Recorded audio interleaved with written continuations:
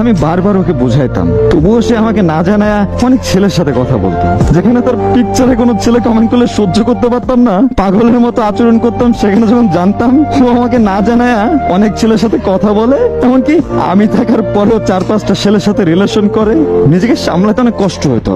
না পারতাম ওরে কিছু বলতে, না পারতাম নিজে সহ্য করতে, তাই অনেক অত্যাচার করতাম নিজেকে।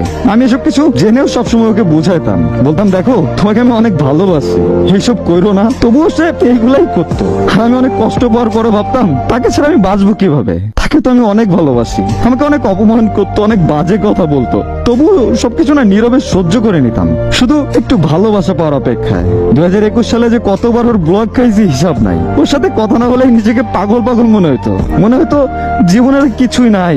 আমি বরাবরই ওর সব অপমান অবহেলা এই সবকিছু ভুলা জাস্ট চাইতাম যে ও আমার মনের মতো হয়ে যায়, আমাকে একটু ভালোবাসুক। কিন্তু ওর এই বাজে অভ্যাস